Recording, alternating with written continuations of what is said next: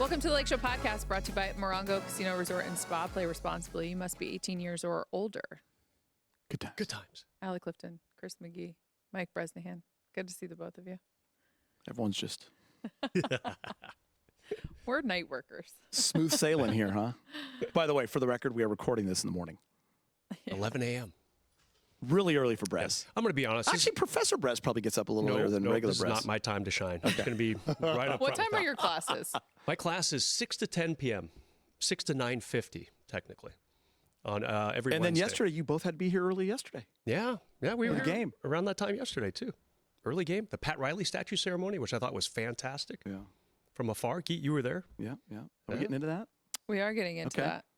that. It's fun to be down there. Let's get the not so fun out of the way and then end on a... Or what kind of people are you guys? You want to start with the good, end with the bad? Or you want to start with the bad, end with the good? Bad news first. Bad news That's first, me. because it's, I always want bad news first. Bad news bears.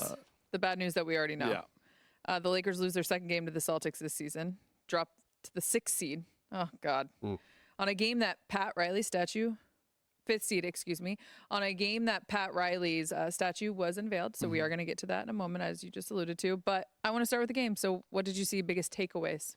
If anyone listened to Big Game James Worthy, I think he nailed it from outside of X's and O's for sure. Yeah, I mean, this game, obviously, with the Pat Riley statue going on and the ceremony and all the OGs there and Showtime Lakers, this game has a lot of meaning to them. And Pat Riley ended with, go kick Boston's ass. And, for James, he's there, he's in the building. He wanted a better showing. So I completely understand where James is at. And his name's on that wall. So he holds these games a little bit differently than a regular fan. So, for me, there was some disappointment for sure. Number one, obviously you hate losing to the Celtics, but I'm trying to look big picture. Like you see Denver losing, you see chance to move up, you see Houston lose the day before. And I just have really felt like they've needed a win, like against a Boston or an OKC. They did beat Denver, but I wanted to see it with a full, you're at home. I just felt like everything was set up for them to play well. And they defended the Celtics way better than they did the first time. They ran them off the 3-point line. They didn't turn the ball over, only 8 times, but the offense was just stalled. No flow. There was no flow, and there was never a rhythm. And I talked to LeBron about it after the game. They never could get a run going. You credit the Celtics in the way they played. I thought the refs didn't have a great control of the game. There was a lot of whistles where I thought it just couldn't get anyone going on either side until late to mid-fourth when Celtics ran. So just never being at the game, I never felt the flow. I never felt the rhythm. It never felt fun. And I was surprised by that, to be honest with you. Pritchard could do whatever he wanted. And I just feel like you can't allow that. And guys are going to have great nights. Listen, Austin Reeves said it. In this league, guy has it going offensively. Peyton Pritchard's a lot. He's a really good offensive player. And Austin Reeves said, for people that don't know that's kind of on them. We all know he's a great player. But, man, he could do whatever he wanted. And the way they defend the Lakers and the way they attack the Lakers on the perimeter, they had a plan and they executed it. And it's super disappointing because to get blown out again, it was close for most of the game. Like, man, these losses like that are over by, plus 10, Allie and Brez. Like, it's always close to 15 to 20. It's just 23 it's frustrating. last night. It is. I get where James has come from. I get where fans are coming from, and it's not the end of the world. It's not the end of the season, but it's frustrating, and you're allowed to be frustrated by it. When you speak of the offensive flow or lack thereof, we kind of got into it in the post game. And to your point, 8 turnovers, it wasn't that in terms of handling the physicality, but Joe Mazzulla said it. The focus going in was to attack their superstars. Yeah. Because that's where the offense is predicated, right? And I think just from that standpoint alone, when you look at the, 18 assists, 17 assists. Only 18. You look at the percentage, it was the second worst of the season in terms of field goal percentage. I didn't see a lot of open shots. Did you guys? It wasn't like they were ever alone standing in the 3. It was. But that's also who Boston is. Yeah. And that's why they're in the position that they're in, despite no Jason Tatum, and coming in thinking that it was going to be a gap year. They've got this mentality of the physicality and the approach. And it's not just offensively. It starts defensively for them. You know what the difference was, guys? When you're sitting there, Lakers, they're also not allowing the Lakers to get in and get to their spots, yet they can. Jaylen Brown, Pritchard, who's ever lead all the time. they can go. And then it opens everything up for them. Like, they were attacking the Lakers into that paint, which surprised me a little bit. Yep. Yeah, Keita even had a good game for them, and he's not exactly a household name, although he's a really good year as center for them. I'm surprised about a couple things from that game. As you pointed out, Allie, only 18 assists. You know, Luka Doncic had 3 assists. Yeah. Austin Reeves had 2 assists. Yeah. You know, so ball movement, not great. Credit to Celtics for sure. But I think the bigger problem is, okay, the big three, not their best game. That's when the role players really need to stand up and say, okay, I'm here. Well, Rui, Marcus Smart, and DeAndre Ayton had 9 points total in 68 minutes of court time. That's just not enough. You know, those 3 guys really needed to fill in some blanks, and they couldn't. You know, Marcus Smart 0 for 7. Ayton 4 points, you know, in 25 minutes or whatever he played. Yeah, so they really needed. The big three is not always going to be gelling. One of them might have a bad night. 2 of them might be off. Sometimes all 3 might be off. That's when the role guys have to step in, and it just didn't happen, Geet. It's funny you say that, Brez. You know, you can look at a game so many different ways, right? Like, oh, they didn't turn the ball over that much. You can look at, you know, you can go off of what James talked about, right? That's a whole nother factor. Or you can just look at it like, man, sometimes in a game, this is a make or miss league. That's what JJ kind of said. And you are right. They never hit the shot. Right. There was, I remember 3 or 4 off the top of my head where I thought late third, fourth, before they separated, chance to get it to 5, chance to get it to 7, chance to get it to 4, and never hit that shot and had looks. And I mean over. So if you can't make that to cut it to 5, now it's a game. But was physicality playing a part in that? Yeah, and it's since you say that, never a second opportunity. Mm-hmm. Like, that shot goes up. Mm-hmm. I don't know how many offensive rebounds because I wasn't next to the stats like I usually am. I just never even saw that as an opportunity. It was a one shot, and it was contested on a couple occasions. They had a look, didn't hit it. Celtics going the other way. Opposite of that, Celtics, like I watched, what's the center? Keita. He went for loose balls. He went for offensive rebounds. Yeah, he was doubling at the right times. Like, they were physically more up to the challenge than the Lakers were. And that's what they've asked of him. Yeah. Mm-hmm. I mean, they've asked him to be. It's one role you have. Yeah. Yeah. It's the one role. And they still think that he can get even better. And it's the same approach with the Celtics in general, is despite how good they've been, they still feel like there's another gear and level to get to. And with that forward mentality and thinking, it's the way in which you watch them play the game. It makes total sense. I am so impressed. Listen, it's tough to give the Celtics love, but when you're doing a job like we do, you have to give credit where you have credit to is give due. credit, right? Yep. And it's like, put your fandom aside. What they're doing without Jason Tatum, Yes. without Kristaps Porzingis, without Drew Holiday, those guys are gone. I mean, Tatum's still on the team, but those guys are gone. Mm-hmm. Horford, I mean, the team is different. Porzingis is out. Won the title. Yep. And I'll tell you what, man, like, it's impressive. Yeah. Yep. It is impressive. If not Jaylen for- Brown should be in the MVP conversation, like 100%. right up there at the top. Yeah. If not for a little team called the Detroit Pistons, Excuse me. Boston would be in a clear spot for Coach of the Year, you know, for that staff. But Detroit, even a crazier story. They were, last in the East a couple of years ago? Yep. And now they're going to win the East? They have a better record than OKC right now. Yeah. They're like, By a game. so obviously Bickerstaff and his people are the Coach of the Year. But shoot, if not for that, you have to give Boston serious consideration for that honor. Do you look at Austin Reeves' game yesterday, 4 for 10 from the field, 1 for 4 from deep, 15 points, obviously much different than what we're used to seeing, as just an off day? Or how do you assess kind of? Yeah, I mean, question. I really liked him the game against the Clippers. He played a big minute count for him, having him come off that injury. Played 33 minutes against the Clippers, scored a ton of points, a little bit under 30, but he just couldn't. He couldn't answer the bell in this game, and I think you have to chalk it up to an off night for him. Only 10 attempts. Yeah, not He a lot made of 4 shots. of them, so 40%. Like, he didn't get to the line. Yeah. That's the other thing. I feel like Wasn't Boston, involved as much. Yeah, maybe that's Boston. Yeah, Boston got to the line a lot. Yeah, I mean, he's had great games against Boston, but that might be. I mean, Boston this year has defended him differently. Mm-hmm. Yeah, and he was frustrated. He was one of the 3 technical fouls that the Lakers picked up. They started to sense the game kind of slipping away. They were bothered by Boston's physicality. AR's complaining to the refs, boom, technical foul. Yep. Boom, you two, Marcus Smart.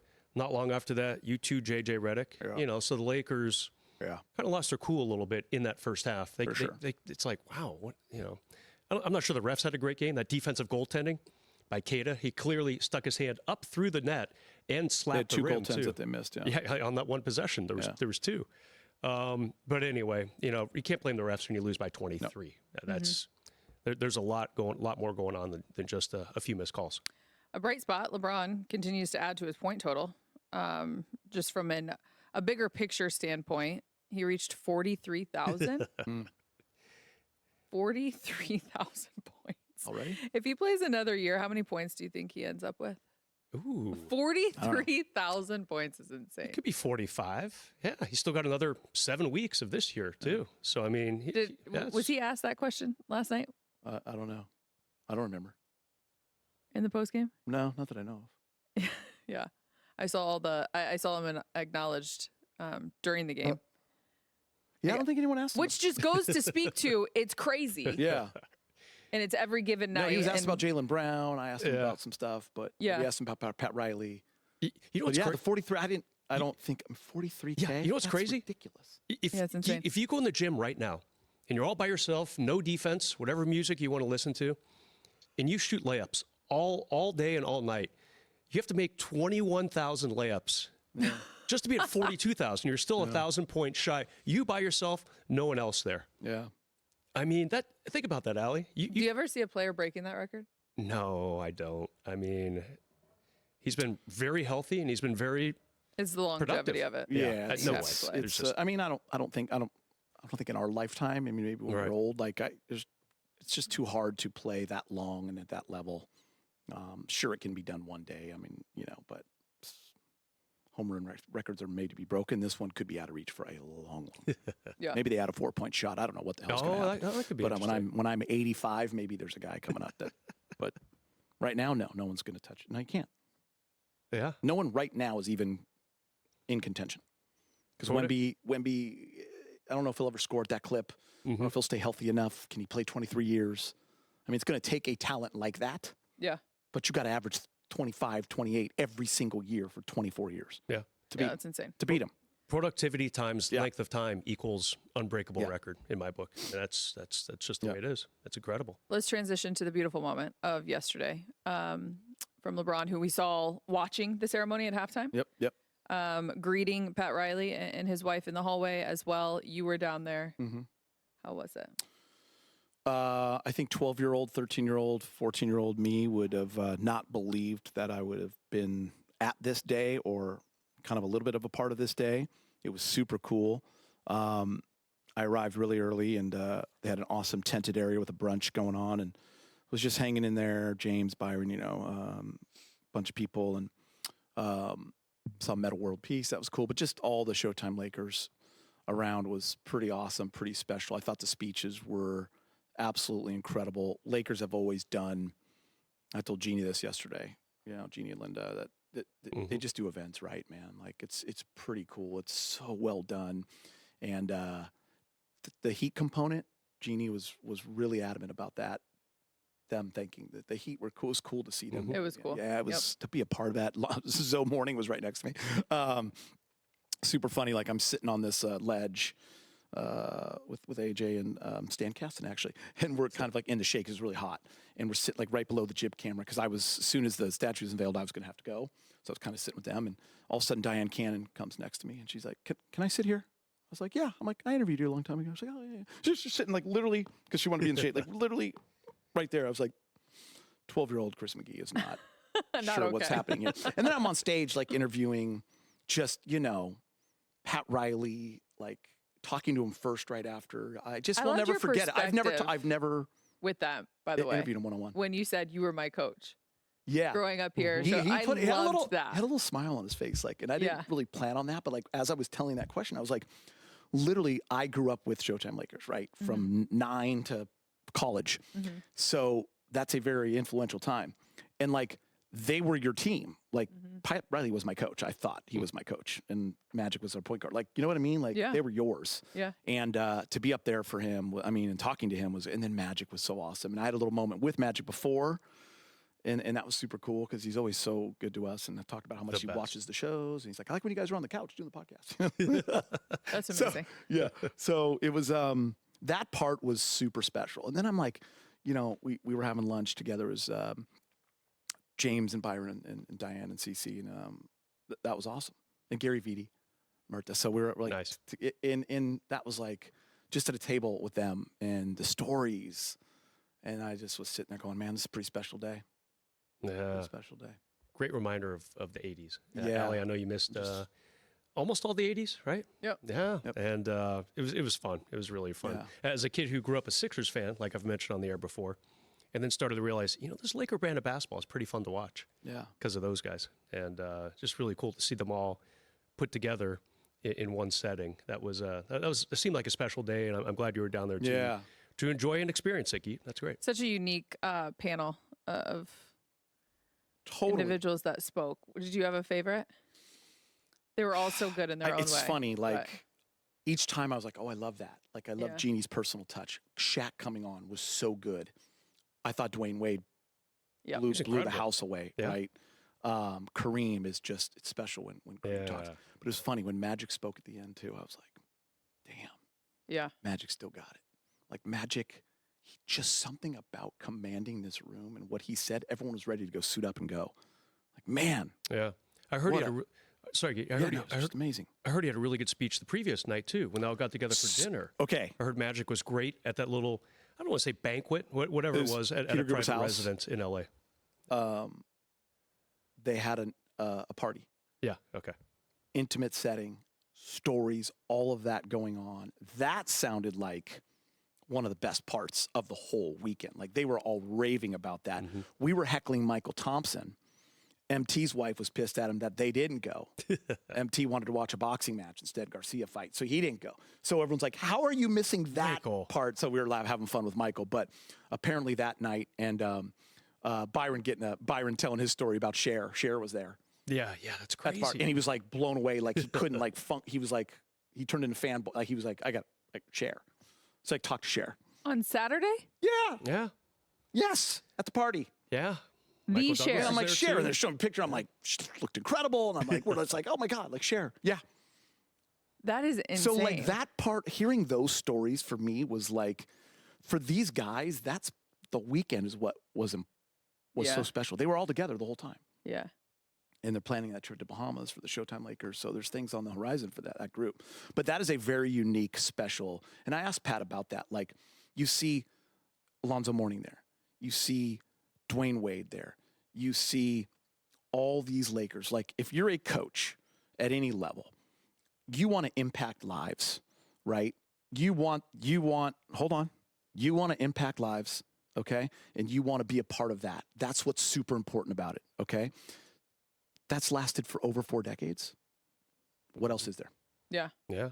Pat Riley It's- has that kind of impact. That's why he has a statue. And you Okay, mentioned now you guys can go to break. You mentioned Magic and wanting to, just the power of Yeah. his speech. I wanted to run through a wall as well with Pat and how Pat. he ended. He was I was like, incredible. "Ooh, man, I Yeah. get it." Yeah. You said I that get too it. on the I feel pregame it. show. Yeah. Yeah. Pretty special. We're going to take a quick break now. When we return, we're going to play a little round of bucket or break. That's next.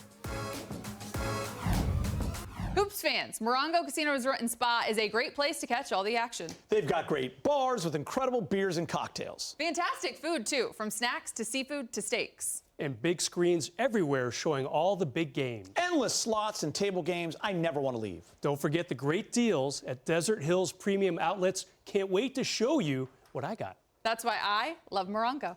A slam dunk of good times every time. Morongo Casino Resort and Spa is a California licensed gambling facility. You must be 18 or older to gamble. Gambling problem? Call 1-800-GAMBLER. Welcome back to the Lakeshow podcast. If you're enjoying the show, you can check out more original podcasts from our Spectrum News journalists on the Spectrum News app. Just head to the podcast section to listen to the latest episodes. You can download the Spectrum News app on the App Store or Google Play. Time now for a round of bucket or break presented by Morongo Casino Resort and Spa. Play responsibly. You must be 18 years or older. Sunday, when the Lakers honored Pat Riley, he shared a strong opinion about coaches' current dress wear, saying this, quote, "I wish they went back to coats and ties. I think the audience wants to see somebody on the sideline who looks like a leader, dresses like a leader, and acts like a leader." Bucket or brick? Coaches should wear coats and ties. Look, I'm going to brick this. I respect the thought, but I just think it mellows out the game a little bit. I mean, listen to the source of that quote, Allie. He literally had a statue with an Armani suit and a crocodile belt. I mean, yeah, he's definitely into dressing up. I don't think it's that big of a deal anymore. I think it really kind of started to end when the player dress code was removed 20 years ago, 15 years ago, whenever that happened. And it was only a matter of time before the coach dress code was relaxed, which started during COVID times. I'm fine with it. Yeah, I'm going to brick it as well. I just don't care. But like Pat Riley can say that. Absolutely. But, you know, if some guys wanted to wear a suit, absolutely. If that's your style. I mean, you see NFL coaches with hoodies on, right? So in the baseball, they're wearing their uniform. Hockey wears ties. So it's like kind of depends, right? Mike Ditka, though, when he's with the Bears, he wore a suit. So it just depends on how you want to flow. You should be able to wear whatever you want. Yeah. I'm going to bucket it. Yeah. Because I like it. Yeah. I mean, listen, if I was coaching NBA, I would want to roll a suit. Yeah. But guys don't want to. Do any coaches wear suits these days? I like think it. so What? anymore. Do any coaches wear suits? Does Riley make Spoelstra wear a suit? No. I don't think so, right? No, because they have to do what the league does, right? I think it's like a minimum thing. You know, we can wear collared shirt if you want. Polo I wouldn't be shirts. mad if they said you have to. I would be fine with it because I would love to see a that look, jacket too. thrown. Yeah. Again. Yeah. It's kind of fun. It's kind of fun. I also like to see the fashion. Yeah, me too. Yeah, Me too. I mean, know? But Riley was the king of it. No I doubt. do love how JJ makes everyone wear the same shoes every single game. Yeah, that's fun. So like it is cool to look over there and see that. Yeah. But I love the suits. All right, and ESPN's second MVP straw poll of the season. Luka Doncic finished with the 5th most votes in points with 177. However, he received no first place votes and only 2 second place. Shea leads the poll with 930 points, then Jokic, Cunningham, Wemby, and Doncic. Bucket of brick, Luka is being overlooked like Kobe once was. I'll go first. Keith. Okay.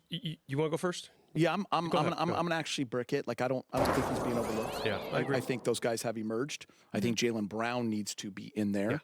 And listen, Luka's having a great season, but you know, look at those teams. They are top in the league. They're that top tier. So Luka should be in that conversation for sure, top 5. But I don't think he's being overlooked in terms of the first place votes. Yeah. No, I agree. 5th place in the West. You know, just in danger of falling to 6th with a really tough March coming up. The further this team slips in the standings, the more difficult it gets for Luka. Conversely, if they start to climb, he'll get more looks in the MVP vote. By the way, this thing could get really thrown wide open. You know, SGA, he's starting to get close to that 65 game minimum.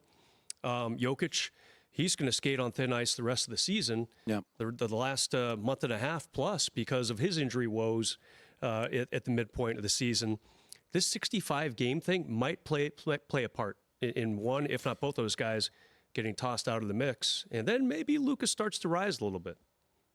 Yeah, I just think you have to be a top 4 team in the league. Yeah, I agree. I agree. 5 team to be in it. We are going to transition to your favorite sport. Yesterday, I was questioning whether or not Brez should be on the basketball desk and not the hockey desk. Men's hockey has been surging since 2010. The 2026 Milan Cortina games are averaging 23.9 million viewers, up 90% from the 2022 Beijing Olympics. Bucket or brick, Olympic hockey is more popular than Olympic basketball. Wow. Here's why I'll bucket that. There's one reason. There's just so many more sports that the U.S. cares about in the Summer Olympics. Everyone's into gymnastics, track and field. Swimming is a big deal. Geet, you and I watch volleyball, beach and indoor. I feel like the menu for the United States is a lot larger for the Summer Olympics. So maybe basketball gets lost in that shuffle a little bit. Whereas, and by the way, the U.S. is supposed to clobber historically everybody else. That's the answer. In basketball. Just said it. Yeah. Now, in hockey, we haven't won a gold medal since 1980. 46 years since the U.S. won a gold medal in men's hockey.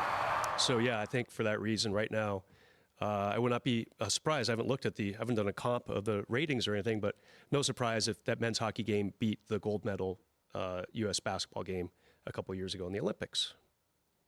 It's a break for me. Or no, wait, I have a question. Whatever. Sorry, it already moved on. Yeah. Bucket or brick, Olympic hockey is more popular than Olympic basketball. Yeah. Well, 1980. The reason why is because they have not won in 46 years. I was 8 years old watching that game. So, yeah, I mean, people wanted this underdog. They loved We the had not underdog. beaten Canada. It was huge. You're expected to win in basketball. Yeah, So, yeah, at the moment, it is more popular. Yeah. Down 17 to Serbia in the semifinals for basketball, maybe it wasn't. But right Maybe it now, in this wasn't, moment, yeah. So, believe me, we switch with the wind blows. Just depends on. Yeah. Now, if the U.S. starts winning consecutive gold medals in hockey, then it's like, And the expectation rises. Yeah. Well, we can skip this Olympics in 8 years. You know. We can skip this whole thing. Till then. Well, that does it for this edition of the Lakeshow podcast presented by Rongo Casino Resort and Spa. We'll see you next week.